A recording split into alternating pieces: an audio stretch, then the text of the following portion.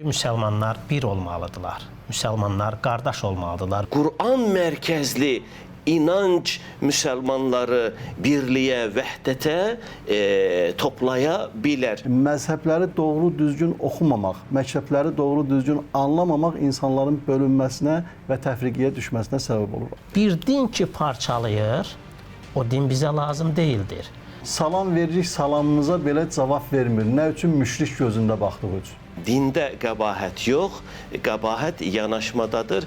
Təəssübkeşlik yarandıqda məzhəb fərqləri parçalayır. İslam axı qorxu dini deyil, İslam rəhmət dinidir. Bu adamın məzhəbi yoxdur, heç təriqəti yoxdur, heç ümumiyyətlə dini yoxdur. Bir müzakirədir, bir mövzu atıb ortaya ki, insanlar bir-birlərini qırsınlar. İnsan təfəkkür sarıdan, düşüncə sarıdan, əxlaq sarıdan xırda olanda o dini də xırdalaşdırır. Dərin olan quyu deyil, qısa olan ipdir. İslam dünyaya Məkkədən və Mədinədən yayıldı. Vəhdət dünyaya Azərbaycandan yayılır.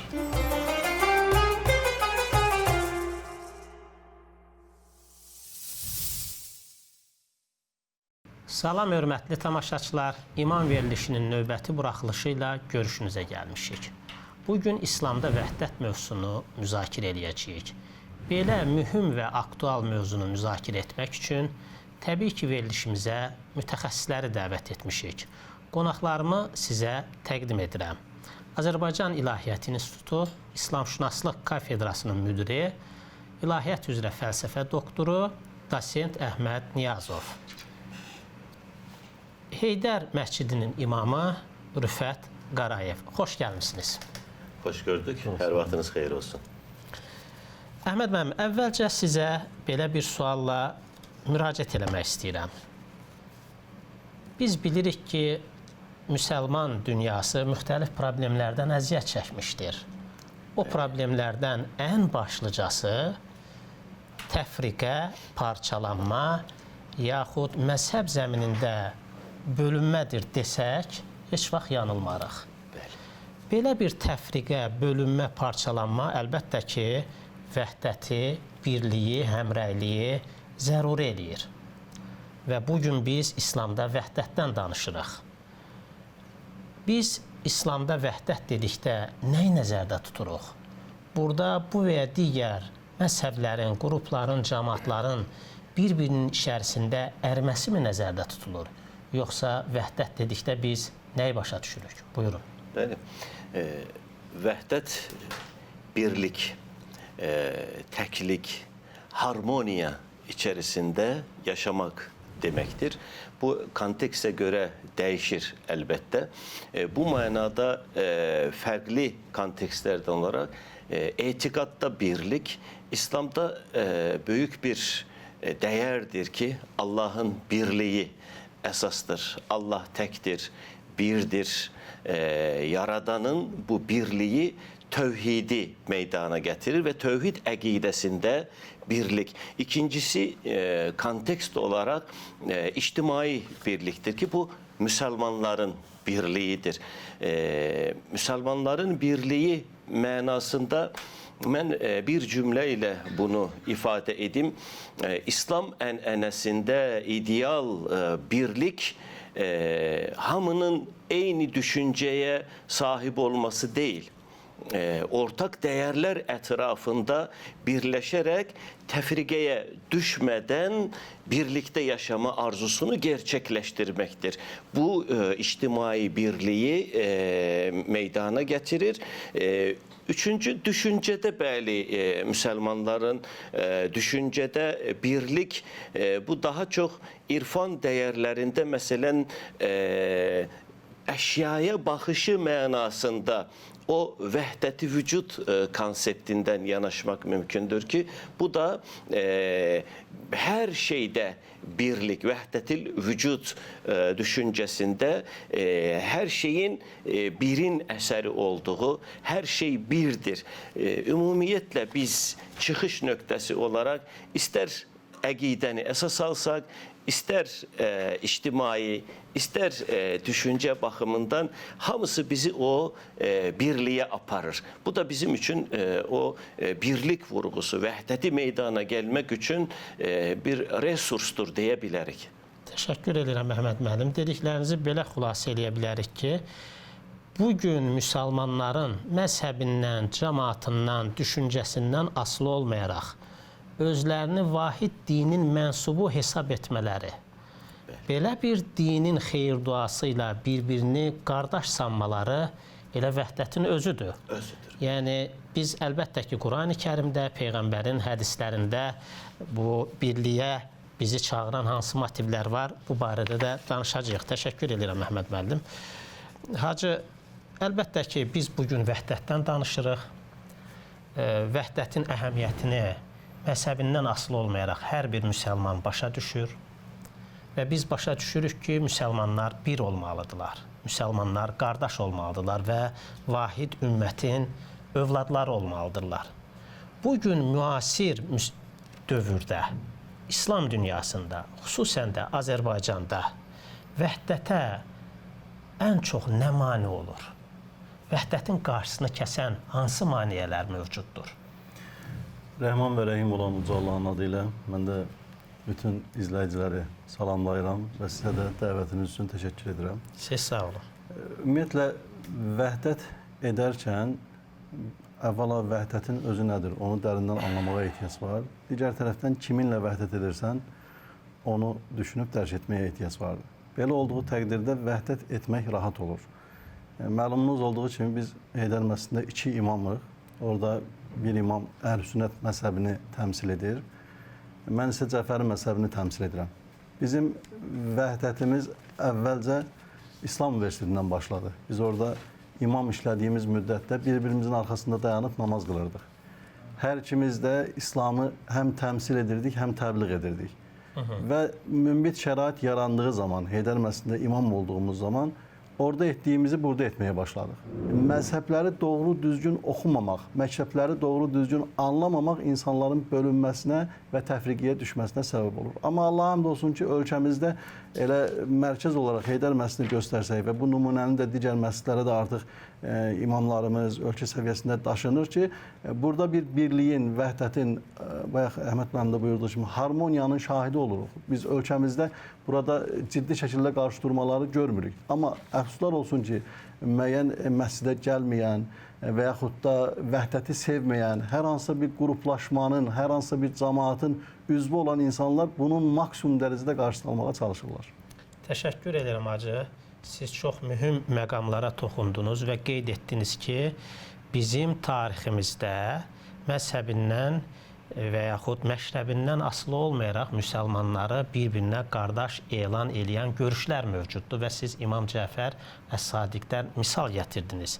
Və mən elə başa düşürəm ki, biz tariximizi oxumayacaqsa və bizə qardaşlığı aşılayan mənbələrdən biz agah qalmayacaqsa, əlbəttə ki, biz elə biləcəyik ki, tarixən həmişə düşmənçilik olmuşdur, tarixən həmişə müsəlmanlar bir-birindən ayrı qalmışdır. Siz orada bir məsələni də qeyd elədiniz, əlbəttə ki, bixəbərliklə yanaşı insanların məzhəbçiliyi. Əlbəttə ki, biz İslam dünyasındakı ayrı-ayrı məzhəblərə haqq-batil prizmasından yanaşdığımız zaman bir məzhəb haqqı təmsil edir, digər məzhəb batili təmsil edir. Əlbəttə ki, belə bir yanaşma, belə bir sektant düşüncə birliyi heç vaxt təmin eləyə bilməz və siz öz həyatınızdan nümunələr gətirdiniz. Sizin universitet həyatınız, daha sonra məsciddəki imamlıq həyatınız çox yaxşı vəhdətə dair təkzib olunmaz bir təcrübəni ortaya qoyur. Əhməd müəllim, əlbəttə ki, biz vəhdətdən danışırıq. Bəzən biriləri qarşı çıxa bilər ki, siz vəhdətdən danışırsınız, amma tarixən məzhəblər olub. Tarixən insanlar fərqli-fərqli fikirlərdə olmuşlar və parçalanmışlar. Ümumiyyətlə, İslamın özündə heç vaxt birlik olmamışdı. Biz bu iddianın qarşısında dayanmaq üçün, İslama qarşı yönəlmiş bu iddianı puça çıxarmaq üçün İslamın ana mənbələrinə baxmalıyıq. Baxaq görək Qurani Kərim və onun Peyğəmbəri vəhdət haqqında, birlik haqqında nə deyir? Sualım bundan ibarətdir. Quranda və Peyğəmbərin hədislərində vəhdət necə təsvir olunur? hansı prinsiplər ön plana çıxarılır? İster Kur'an-ı Kerim, ister Peygamber sallallahu aleyhi ve sellemin sünnesinde vehdet, İslam'ın o ruhuna uygun olan birlik prensibi aşılayır insana. Bu birlik prensibi tekçe sosyal yanaşma değil. Ben umumi olarak bile ifade edeyim. Bu birlik prensibi, bu vehdet tekçe sosyal yanaşma değil, hem de ortak iman, ahlak, mesuliyet üzerinde kurulmuş manevi bir bağdır. İman, ahlak ve mesuliyet üzerinde kurulmuş manevi bir bağdır. Ve evvelce Kur'an'a nazar salsak, Kur'an'da iki büyük ayete Euzubillahimineşşeytanirracim Bismillahirrahmanirrahim ve'tesimu bihablillahi cemi'an ve la teferraku.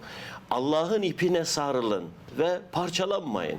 Bu Kur'an bize umumiyetle o Allah'ın ipine, bu hansı manaya gelir?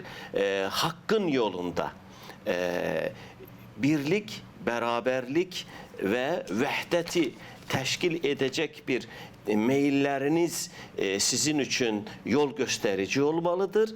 İkinci bir ayet ise budur ki Kur'an-ı Kerim'in en büyük ayelerinden innemel mu'minune ihvetun. Bütün inananlar kardeştir. Hatta Ebu Hanife buradan bir prensip çıkarır. Böyle deyirlər, mən əbənə bi tənzil, lə yukəffəru bi təvil. Kur'an'a imanı olan bir kəs o Kur'an'ı necə yorumlasa, necə ona yanaşması olarsa olsun, o təkfir edilə bilməz. Madam ki Kur'an'a inanır. Madam ki Kur'an'a inanır. Ona göre de Kur'an merkezli inanç Müslümanları birliğe, vehdete toplayabilir. Hadis-i şeriflere biz baktığımız zaman prensiplerine göre Resulullah sallallahu aleyhi ve sellem Müslümanları demeli bir bedenin üzvleri kimi olmaya çalışır.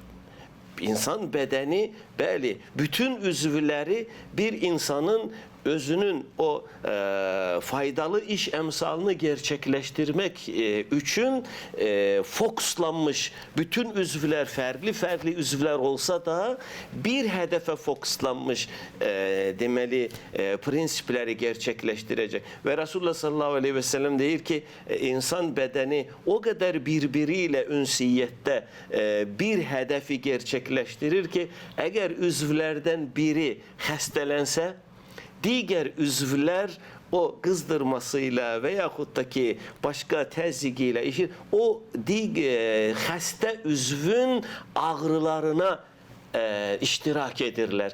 Eyni zamanda Müslümanları Peygamber sallallahu aleyhi ve sellem bünyanun mersus birbirine bağlanmış kerpiçlerden ibaret bir binaya oxşadır Peygamber sallallahu aleyhi ve sellem ki biz demek hadislerde ve Kur'an-ı Kerim'de ümmetten beklentiler var. Nece bir ümmet olmalıyıq?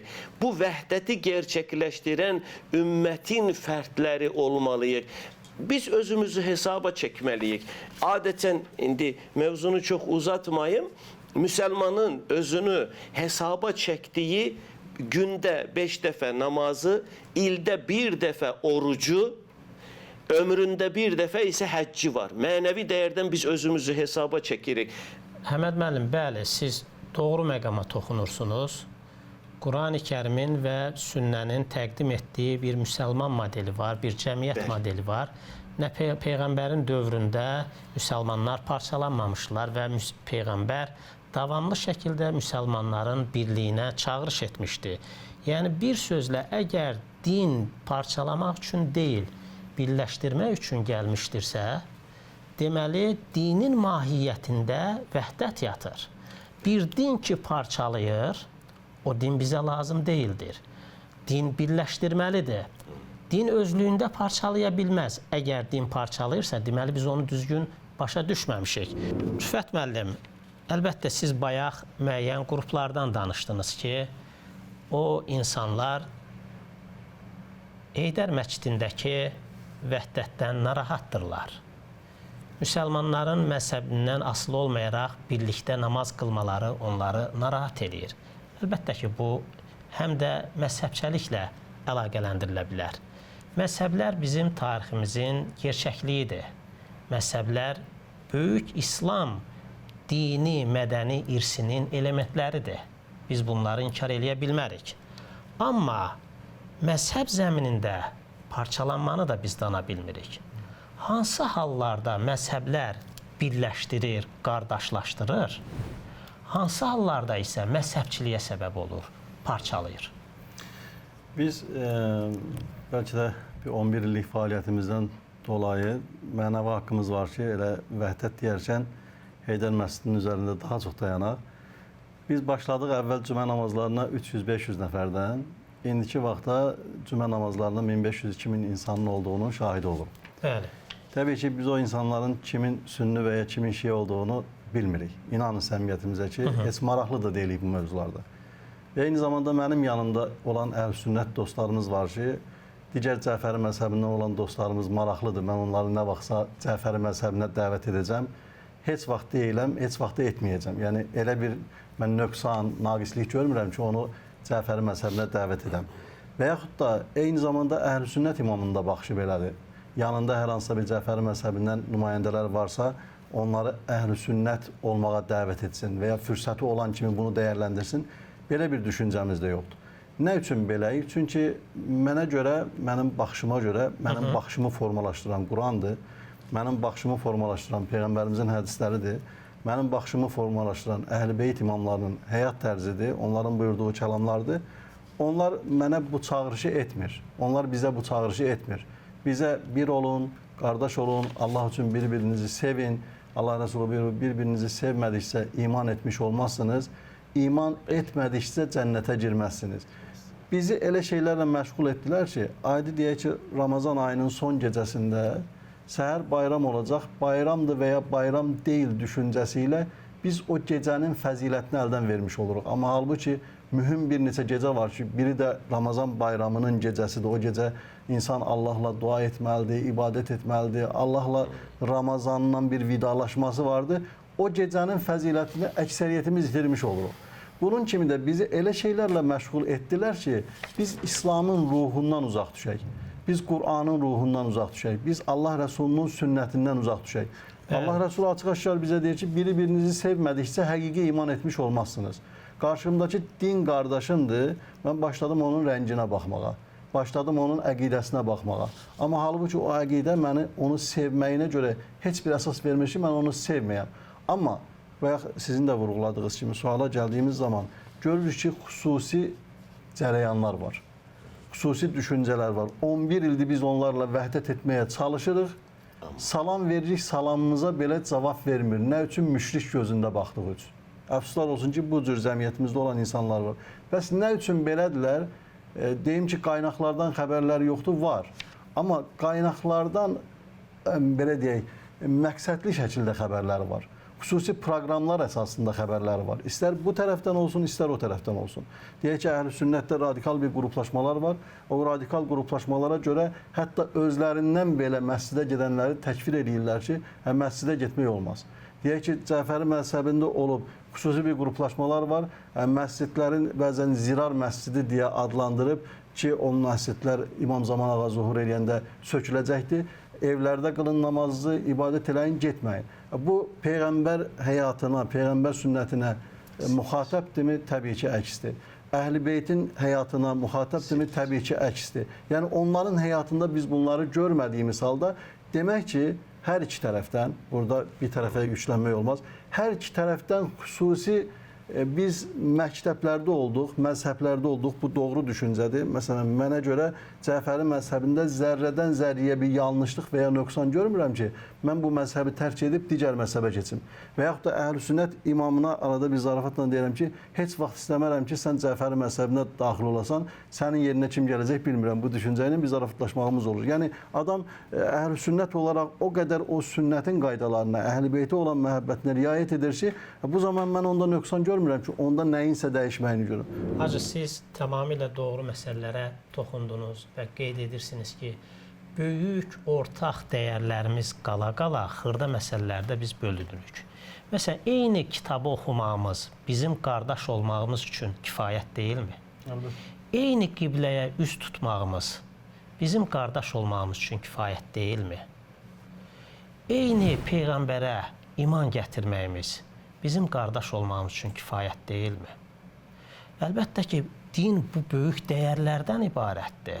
Əlbəttə ki, biz ortaq dəyərlərdən çıxış etsək, İslamın gətirdiyi ali dəyərlərə bağlı qalsaq, biz bir olacağıq və o sizin dediyiniz bayaq o xırda insanlar, təfriqəçi insanlar, o sektant təfəkkürlü insanlar əsla bizim birliyimizə, vəhdətimizə onlar xələl gətirə bilməyəcəklər. Siz həqiqətən də o məsciddə böyük işlər görürsünüz. Əhməd müəllim, tarix boyu müsəlman cəmiyyəti içərisində fikir ayrılıqları olmuşdur. İslam fərqli düşüncələri hansı həddə qədər normal hesab edir? Ümumiyyətlə, fikir ayrılıqları ilə ixtilafın sərhədi hardadır? Əvvəlcə belə deyim ki, İslam rəhmət dinidir. Əgər fikir ayrılıqları bu rəhməti təzahür etdirə bilirsə, o həmçinin dinə uyğundur. Əgər bu rəhməti təzahür etdirə bilmir, parçalanmaya səbəb olursa, o vaxt burada qüsur o yanaşmadadır, qüsur o şəxsin özündədir. Belə bir yerdə atasözü yada düşür ki, dərin olan quyu deyil, qısa olan iptir, deyilir. Burada dində qəbahət yox, qəbahət yanaşmadadır. Tarixdən belə bir deməli hadisəni misal verərək söhbətimə davam edim. Abbasi xəlifəsi Əl-Mənsur İmam Malikə deyir ki, sən bir kitab yaz, o kitab Müsəlmanlar arasında biz bu dini öyrənmək üçün və yaxud da ki, İslamın getdiyi yerlərdə idarə adına o bir qaynaqdan istifadə edək. Əlbəttə, İmam Malik bunun hansı məqsədlə yazdırıldığını bilmir və Muvattanı yazır. Yazandan sonra Xəlifə Mənsurun bu fikrini eşidən İmam Malik buna qəti etiraz eləyərək deyir ki, bu iki qapaq arasında olanlar sadəcə İmam Malik'in sözüdür. Axı bu düşüncələr təkcə mənə aiddir. Hamı bu cürə düşünə bilməz. Bu digər insanların içtihadına ziddir. Ona görə də tarixdə bəli, müsəlmanlar içtihadın nə olduğunu dinin əsli əsasına uyğun öz fəaliyyətində deməli bunu gerçəkləşdirmişdirlər. Ona görə də belə bir ümumi qayda var fiqhdə. İçtihad, içtihadı batil etməz. Hər alimin öz içtihadı vardır. Necə ki, buna bəziləri hədisdə deyirlər. Əgər bir alim içtihadında əgər doğru qərar verərsə ona 2 sevap, yox içtihadında yanılarsa ona 1 sevap vardır. Bu baxımdan verilən içtihad əlbəttə onu tətbiq edənlər üçün bir məzhəbdir. Ancaq verilən bu içtihadın demək digərlərinə deməli məcbur edilməsi dinə ziddir. Tarixdə biz görürük ki, bəli, içtihad prosesi çox doğru, düzgün aparılmışdır. Ancaq nə vaxt ki insanlarda məzhəb təəssübkeşliyi ortaya çıxdı, nə vaxt ki öz məzhəbini dinin argumenti yerinə qoydular, dinin önünə gətirdilər öz məzhəb təəssübkeşliyini, o vaxt bu deməli dinin də rəngini pozmağa başladı. Bugün İslamofobiya problemi ilə biz demək üz-üzə qalmışıq, bəli. Onunla biz deməli nə edəcəyimizi bilməyəcək qədər aciz qalmışıq. Ki İslam axı qorxu dini değil, İslam rəhmət dinidir. Və mə ərsəlnəkə illə rəhmətən lil alemin. O alemlərə rəhmət olaraq göndərilmiş bir peyğəmbərin dinidir. Necə olar ki, İslamın girdiyi yerdə bir qorxu və yaxud da ki, fitnə, fəsad ola bilər? Biz İslamı bugün insanlara doğru çatdıra bilməməyimiz, bəli, tarixdə müsəlmanlar olaraq bizim o yanlış yanaşmalarımız, sektant təfəkkürümüz dinin o gözəl rəhmət ab havasını nədir pozmuş oldu. Yəni dərin olan quyu deyil, qısa olan iptir. İnsan əli ilə gələn problemlər dini də yanlış anlamağa məcbur edir insanın. İslamofobiyanın da ortaya çıxmasına səbəb oldu. Ona görə tarixdə bizim zənginliklərimiz çoxdur. O ictihad mühakiməsi, ictihadın nəyə xidmət etməsi lazım olduğunu alimlərimiz bunu tarixdə gerçəkləşdirmişlər. Təşəkkür edirəm Əhməd müəllim. Həqiqətən də tarixən İslam hüququnun dinamikliyinin nəticəsində bu qədər fərqli fikirlər ortaya çıxır. İstər məzhəblə bağlı fikirlər olsun, istər etiqadla bağlı olan fikirlər olsun. Bunlar İslam hüququnun dinamikliyini göstərir. İslam, Qurani Kərimin ayələrinin, Peyğəmbərimizin hədislərinin fərqli-fərqli mühitlərə tətbiqinin göstəricisidir. Amma sizin də qeyd etdiyiniz kimi təəssübkeşlik yarandıqda məzhəb fərqləri parçalayır. Biz düşünəndə ki, ancaq mənim fikrim doğrudur, qarşı tərəfin fikri yanlışdır. Biz belə olduqda həm İslam hüququnu donuqlaşdırırıq, həm də qardaşlıq ruhuna xələl gətirmiş sayılırıq. Siz müxtəlif müsəlman alimlərindən iqtibaslar gətirdiniz. Tarixən bayaq Hacı da ona toxundu. Mənbələrimizə biz baxdıqda qardaşlığa, birliyə çağıran çox insanlar olmuşdur. Əlbəttə ki, biz həmin o şəxsiyyətləri əsas götürməliyik ki, bugün qardaşlığımız qorunub saxlanılsın. Hacı, biz bəzən sosial şəbəkələrdə dini mövzularda müzakirə aparan tərəflərin söhbətlərinin mübahisəyə çevrildiyinin şahidi oluruq. Və görürük ki, tərəflər bəzən bir-birini təhqir edirlər. Sizcə bu dinin özündən irəli gəlir, yoxsa dini düzgün təmsil edə bilməyən mübahisəyə meyilli şəxslərin səmərəsi, dırnaqarası səmərəsi kimi ortaya çıxır? Biz həmişə dindən danışanda dostlara deyirik ki, din kamildir, din nöqsansızdır. Bayaq müəllim də girişdə elə bir vurğu etdi. Nöqsanı olan biz insanlarıq.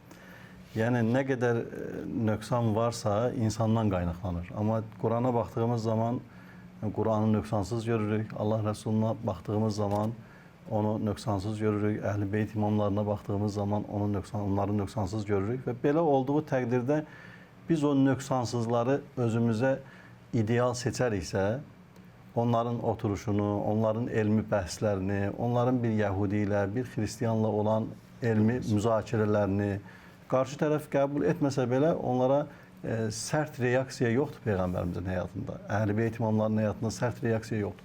Ağılla, məntiqlə elə dəlillər ortaya qoyurlar ki, qarşı tərəf qəbul etmək məcburiyyətində qalır. Etməyəcəksə də inadından, inkarından tərk edib getmiş olur. Belə olacağı təqdirdə, məsələn, biz Həzrət Əli əleyhissalamın şiyələrik, belə deyək sözdə. Məsələn, mən əgər onun şiyəsiyəmsə, tərəfdarıyamsa, onu sevirəmsə, sevən sevdiyinə bənzəyər. Məsələn, Əli əleyhissalam buyurur ki, əgər insanların yenidən əvvəlki cəhalət dövrünə qayıtmaqlarından qorxmasaydım, mən fərqli addımlar atardım. Amma insanlar bölünərdi, parçalanardı, filan olardı, filan olardı. Bunu Əli əleyhissalam buyurursa, mən Əli əleyhissalamı sevirəmsə, 14 əsr keçməsinə baxmayaraq Əli əleyhissalamı özümə ideal götürüb, seçib ona bənzəməyə çalışacağım. Çünki mən iddialıyam, Həzrət Əlini sevirəm. Və yaxud bu məsələ deyil, təkcə digər məsələlər də olsun ki, Həzrət Əli əleyhissalamın həyatına baxanda görürük ki, düşməninə qarşı belə nəfsini işə qatmadı. Deyək ki, düşməni öldürəcək, onun ağzına müəyyən düşmən ağzının suyunu üzünə atmasıyla o kəsəcəyi başı, öldürəcəyi insanı tərk edir. Nə üçün? Mən bu işi Allaha xatir edirəm. Əgər qorxdum ki, birdən nəfsimi işə qataram. Bəzən biz həqiqətən o elmi bəhslər deyirik, mübahisələr deyirik, müzakirələr deyirik. Özümüzə sual versək, doğrudan da mı Allah Rəsulunun sünnətinə uyğun o bəhslər edirik? Doğrudan da mı Əhl-i Beytin həyatına uyğun o bəhslər edirik? Əhl-i Beytin həyatında söyüş yoxdur. Əhl-i Beytin həyatında təhqir yoxdur. Əhl-i Beytin həyatında insanlar içərisində tənqid yoxdur. Ümumiyyətlə dində yoxdur. Məsələn, deyək ki, Əhl-i Beyt deyəndə biz Əhl-i Beyti Peyğəmbərdən ayırmırıq. Əhl-i Beyti səhabədən ayırmırıq. Səhabəni Allah Rəsulundan ayırmırıq. Yəni, bunların həyatında yoxdur bu ki, tutsun insanlar içərisində səni təhqir etsin, söyüş yazsın, sonra təklif görüşə çağırsın, görüşə dəvət. Və eyni zamanda müsəlman agah olmalıdır. Hələ o sosial şəbəkələrdə o mövzuları ortaya qoyanlar şimdi onları bilmirik. Onların özünü kəşf eləməyə ehtiyac var ki, bu mövzular həqiqətən bir Cəfəri məzhəbi tərəfindən, mənsubu tərəfindən ortaya qoyulub, həqiqətən bir Əhl-i Sünnət tərəfindən ortaya qoyulub, yaxud da heç nə bu adamın məzhəbi yoxdur, heç təriqəti yoxdur, heç ümumiyyətlə dini yoxdur. Bir müzakirədir, bir mövzu atıb ortaya ki, insanlar bir-birlərini qırsınlar, dinin həqiqi ruhu kənara qalsın. Bəzən elə iki şəxs arasında diyaloqun, ya mübahisənin şahidi oluruq ki, hər iki tərəfdən hər kəsin tanıdığı bir şəxsdir. Yəni bunun o hər iki tərəfin məzhəbi də, kimliyi də məlumdur. Təşəkkür edirəm hacı. Həqiqətən də insan təfəkkür sarıdan, düşüncə sarıdan, əxlaq sarıdan xırda olanda o dini də xırdalaşdırır, məzhəbi də xırdalaşdırır. Əhməd müəllim, sizcə bugün müsəlmanları daha çox nə birləşdirə bilər, nə bir araya gətirə bilər? Bəli, hər şeydən əvvəl deyim ki, Allah elə bir nemət vermişdir ki bizə, biz bu neməti əgər fərqində olub doğru idrak etsək, bu mümkündür əlbəttə. Bu İslam dini kimi böyük bir din bizə nemətdir. Bu baxımdan insanlar mərkəzə, məzhəbi yox, dini mərkəzə qoysalar bu mümkündür. İkincisi, ümumi problemler karşısında, bugün Müslümanların karşısında ümumi problemler var. Bu ümumi problemler karşısında demek o ortak değerlerden hareket ederek bunu gerçekleştirirlerse mümkündür ki bugün İslamofobiya kimi bir belamız var Müslümanların karşısında. Sırf bunu merkeze alarak Müslümanlar ki birliğe eğer ve vehdete eğer yönelmeseler mümkün değil bu problemin altından kalkmaları. Aynı zamanda ilmi ve savadı artırarak bu problemlerin altından kalkmak mümkündür. Ancak her şeyden önemlisi ise Peygamber sallallahu aleyhi ve sellemin bir hadisi var. Ed-dinun nasiha. Din nəsihətdir. Bu nəsihətə qulaq verməklə olar ki, Həzrəti Əlinin burada kəlamını bir imdad məfhumu olarak mən qeyd edeyim.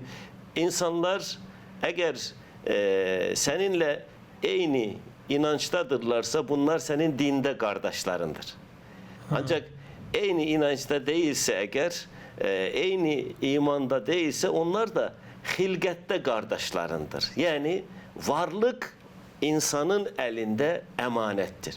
Emanet duygusu ile eğer biz varlığa yanaşacak olsak, orada emanet Allah'ın bize verdiği emanettir.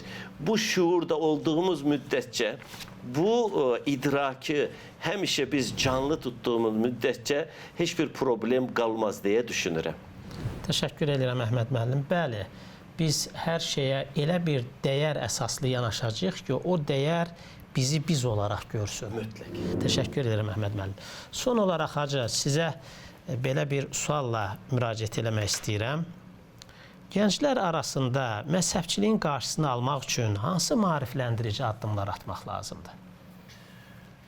Əsasən gənclərin bu günləri sosial şəbəkələr üzərindən görürük ki, kifayət qədər dinsizliyə, ateizmə, deizmə, qızlarımız arasında feminizmə sürətli şəkildə yönləndirilməsi bugün geniş vüsət alıbdır.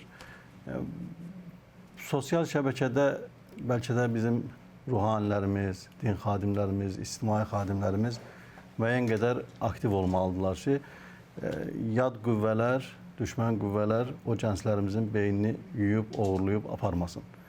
Digər tərəfdən məscidlərimizdə müəyyən fəaliyyətlər göstərilir.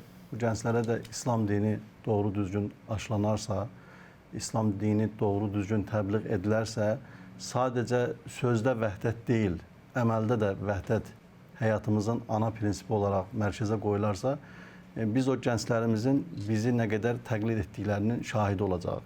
Bəlkə də vəhdət ailədən başlayır. Əgər bir ailə öz övladını gözü görə-görə odun içinə atırsa, zahirən övladını sevsə də, demək ki, elə ən böyük düşmən övladına o atadır.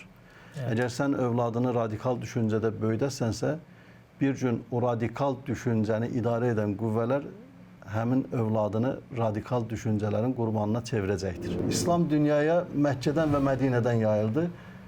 Vəhdət dünyaya Azərbaycandan yayılır. İnşallah ki, bunun da bir gün şahid olacaq. İnşallah. Mən hər birinizə Əhməd müəllim, Rüfət müəllim, təşəkkürümü bildirirəm. Çox sağ olun, gəldiniz. Maraqlı fikirlərinizlə bizim verilişimizə gözəllik qatdınız. Çox sağ olun. Təşəkkürümü bildirirəm hər birinizə. Bəli, vəhdət lazımdır. Amma vəhdət sözdə olmamalıdır. Vəhdətin reallaşması, gerçəkləşməsi üçün biz müsəlmanlar Qurani Kərimin, Peyğəmbərimizin sünnəsinin ortaq məqamlarına köklənməliyik. Sevgi, qardaşlıq, vəhdət aşılayan alimlərin, din xadimlərinin, ilahiyyatçılarının arxasınca getməliyik. Mübahisəli mövzulardan mümkün qədər uzaq durmalı, yox, hansısa mövzunu bir mətləbə çıxarmaq lazımdırsa, onda dialoqu üslub olaraq seçməliyik. Nəhayət, ara qarışdıranlardan, təhrikçilikdən uzaq qalmaqla biz vəhdətimizi mühafizə edə bilərik. Allaha əmanət olun.